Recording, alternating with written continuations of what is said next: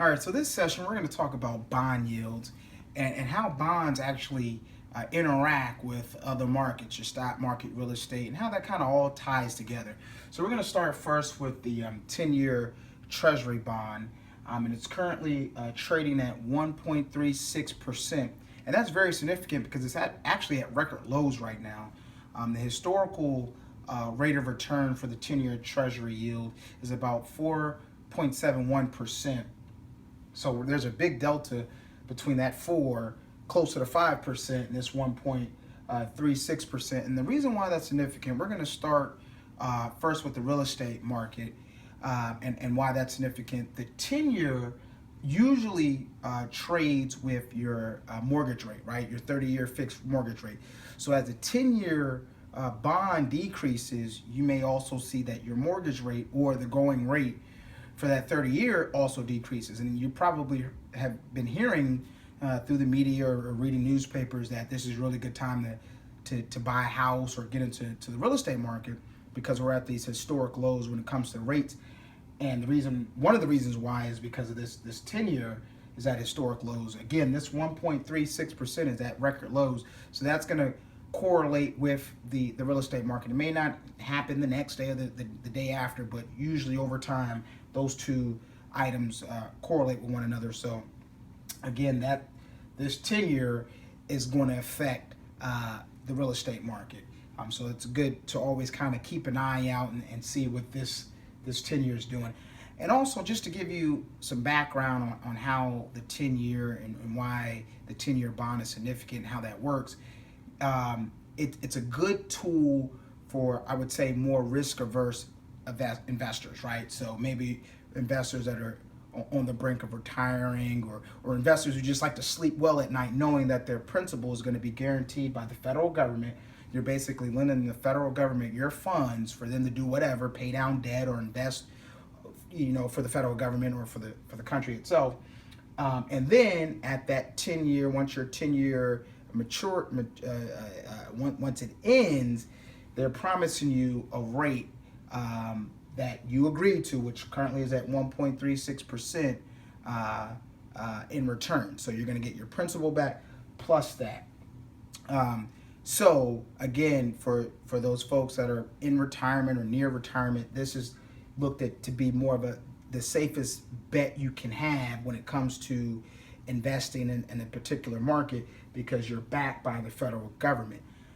The reason why the 10-year has a impact to the overall stock market itself is because usually from an historical standpoint, when rates are low, you're not getting a really good return on your investment. So you have to hold out your funds for 10 years to get this. That's not really good, especially when you have inflation that's hovering around 2.5%. You're not making any money. So what investors like to do? Well, they like to flock to the stock market because they know they're going to get a better return for their investment. Now, the S&P 500, again, which holds the top 500 plus companies in the United States, this is actually the dividend yield return just for your dividends. And it's currently at 1.9%. Now, I do want to throw a caveat out there for you. This number is only measuring the 400 plus companies that are actually giving a dividend yield. There are about 90 other companies that are not yielding, so that's going to bring the overall average down. So when you add those companies in, you're looking at more about a 1.5%, 1.56% return for your dividend yield. So those are your companies like Facebook and Under Armour and Google who are not actually paying you a dividend. You're just getting stock appreciation. So when you back those companies out and you have your Apples and your Microsoft and your Nikes of the world and your banks and Exxons who are actually paying a yield, that average is 1.9%. So you can see that's a pretty big delta from your 10-year Treasury that's only returning 1.36% versus the 1.9% in the S&P. Now, just to remember, this is strictly dividend yields, right? You also are going to get your stock appreciation. So as an investor, you're looking at these two choices and you're saying, well, the 10-year Treasury is only giving me 1.3% 1.36% return on my money. Therefore, I'm going to go to the stock market where I can get quality dividends from quality companies. Plus, I'm also going to get stock appreciation. So that's going to bid up the stock market. So that's another reason why you always want to keep your eye on the 10-year just to see what it's doing. When the 10-year rises, then people feel, investors may feel, well, hey, maybe I can get a better return with less risk in the bond market, right? So when that number rises, then that may that will have an impact to the stock market, because you'll have less investors. They'll start to pull money out and start to feed the bond market. Then you'll see those rates rise even more. So right now we're at a point where you're not getting much return for your bond, your 10-year. Therefore, that's going to bid the prices up in the stock market.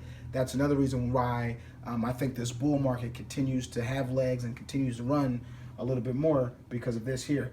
Next, I want to go to the 30-year Treasury yield and why that has a significant impact as well. So again, you're lending the government your funds to invest on their behalf, and they're promising to give you a return of 2.14%. And this is also at historic lows as well. Usually the 30-year trades is around 5% or so, give or take. And it's at a much longer holding period of 30 years that you're giving the government your funds. Now, what I like to do with the 30-year Treasury is I like to use it kind of as a discount rate when I go to invest in the market. So you'll have a company, and we'll just say Under Armour for right now, has a market cap of about $20 billion, right? So that means if I want to buy the entire company, it's going to cost me $20 billion or so to buy the entire company. That's their market capitalization, right? So what I like to do is I like to take the net income of that particular stock that I'm looking to invest in, and you can do it for a 5-year period or 10-year period, however you want.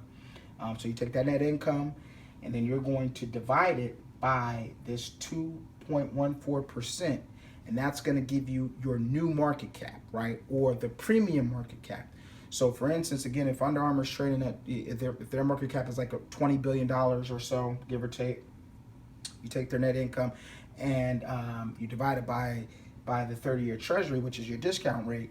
That should give you a higher market cap if the stock is valued or undervalued properly. If it's overvalued, then this really isn't going to matter because the stock is inflated in price. So this is really to find companies that are either valued correctly or undervalued.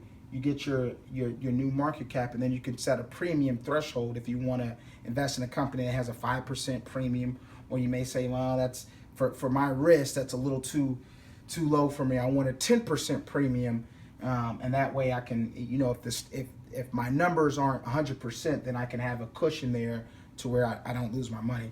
So that's why, or that's the way I use the 30-year Treasury. So it's always good to keep your eye on the bond market, even though I still think the stock market is your best asset class to invest in.